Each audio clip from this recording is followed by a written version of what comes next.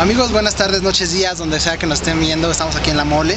Vamos a hablar con el señor James O'Barr, creador del Cuervo, y obviamente tiene muchas actividades, así que hemos decidido hacerlo en su break. Vamos a empezar con la entrevista. So, James O'Barr, sculptor, artist, musician, and another disciplines. How do you find time for all that? I don't have a social life. Okay. I work 16 hours a day and sleep 4 hours a night. So, there's a lot I want to accomplish in my lifetime, and I'm 50 now, so it feels like time's running out. So I take every opportunity to do things. I don't waste a single day. Okay. Is it stressful for you to make all this? No, because I love what I'm doing. Okay. Sometimes I can't sleep because I'm so excited about what I'm going to draw the next day. So, I feel very blessed that I get to do what I love for a living. How many people can say that? Yeah. What do you think about Mexico? Actually, I've only ever been to Tijuana and Juarez. Because I'm from Detroit and I like to go to dangerous places. So, okay. So I am looking forward to seeing Mexico City, which I'm told is a safe city. Okay, yeah. You don't agree? Yeah, I'm agree. We are on the streets. No one's attempted to kidnap me so far. Okay. Let's talk about comics. Mm-hmm. The crowd talks about your feelings. Why do you express them through the comic? Why not in another way? Well, I like to treat comics kind of as a diary and sometimes like a form of therapy where I can work out my problems on paper. I've been involved with films before, and there's so many people involved that it's hard to keep control of it. But with comic books and writing, I have total control over everything. I don't have to make any concessions. I don't have to say, okay, that's good enough. It's more personal. It's more personal, and I know exactly what I want. I don't have to explain it to an actor or to a musician. I know exactly what I want, and it's just more fulfilling knowing that when I get to the end of a painting or a project or a story, that I did this by myself. Okay, the crowd is quite disturbing. It expresses great anger, sadness, melancholy, yes, and violence. Was it difficult to translate this into the page of the comic book? Yeah, it was. It took, the book was initially intended to be one last love letter to my fiance who was killed. Yeah, and, I'm sorry.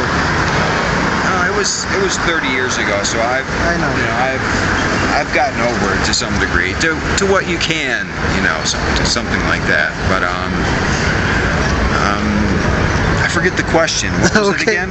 It was difficult, all these emotions. Oh yeah, it was very difficult. I could only work on it like 10 pages at a time, and then I would have to stop because it was just too painful. So, literally, it took me 10 years to finish that. The crow works like a character about these feelings of you. Yeah. It's the love story is very factual. It's a lot of it is almost word for word. The relationship I had with this person. But in real life, you don't really get justice. Bad things happen to good people, and there's no real reason for it. And so I was very angry about that, and I thought, well, at least I can get some justice on paper. So that was the kind of therapy thing for me. Okay. In the end, you talk about forgiving yourself. The crowd succeed. Have you already accomplished this? It took a long time. And then the death of Brandon kind of brought it all back up again. That somehow I was responsible. Even though I wasn't even there. it was like, you know, he was working on my project when it happened. So those same feelings kind of came back again. But I gradually worked through them, and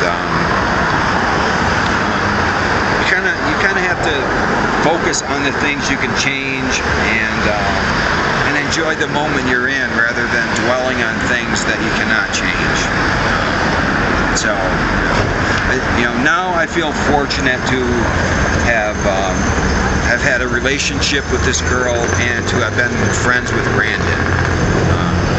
You know, and Brandon, Brandon and that film have given me a wonderful life. You know, I get to travel the world.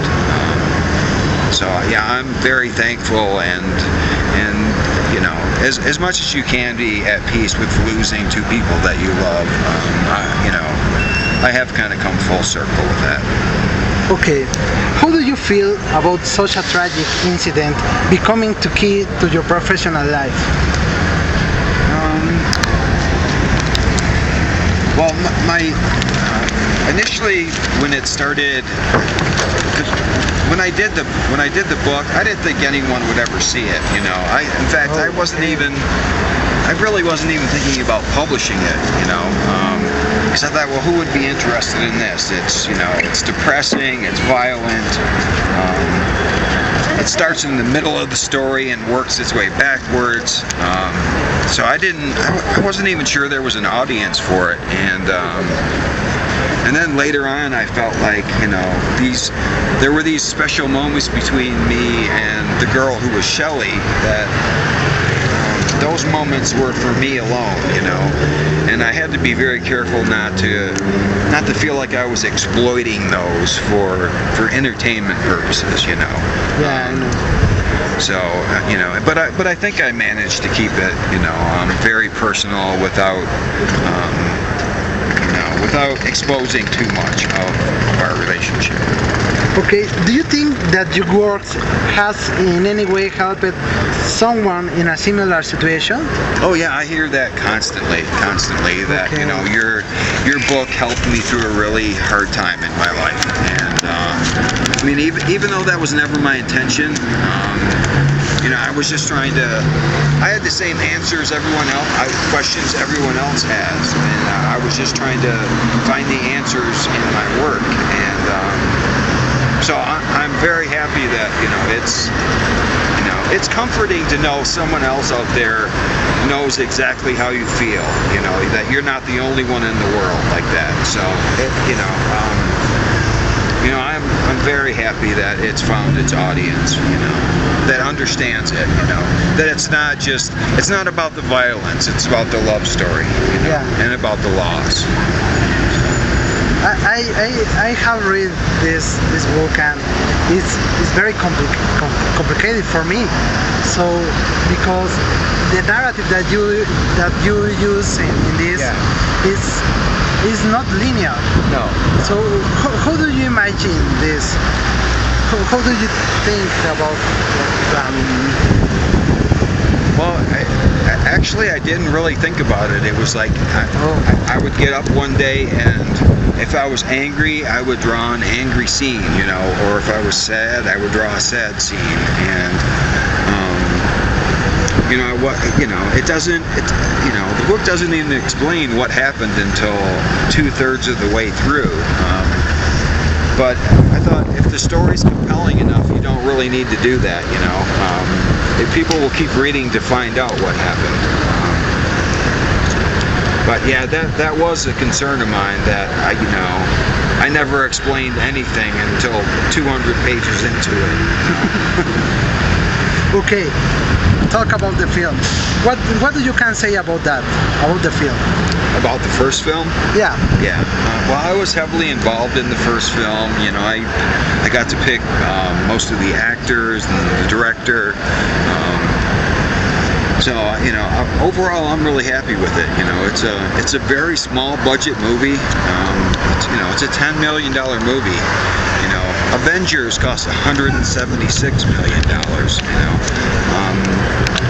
and the fact that, you know, it still holds up so well. know, I'm really proud of it. And the few things that I do take exception with, it wasn't that they didn't want to do it my way. It's just they didn't have the money to do it. You know. Okay. You know, that's almost nothing for a feature film. You know, an episode of Star Trek cost $11 million. Yeah. You know, and that's 45 minutes.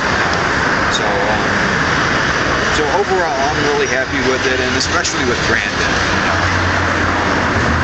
Brandon really shines in that movie. Okay. Well, we are going to finish this. Okay. And how about anything else do you want to say at your fans in Mexico that see the interview? Stick around. I have a lot more new stuff coming out, and you know, I'm a much better artist now and a much better storyteller. You know, 20 years later, I have learned my craft, so I have some really good things coming out that I'm really proud of. So, but you know, since I do them myself, they're still going to be very personal and romantic and violent, just because that's how I am. You know, those are parts of me. So, you know, whether it's a Western or a crime thing, they're still going to contain all the same elements. You know? So, if you like The Crow, you'll like the Western I'm doing. Yeah. So. Muy bien, chavos, esto fue James O'Barr, creador del Cuervo. Ojalá les haya gustado. Thank you so much for the interview. Bye.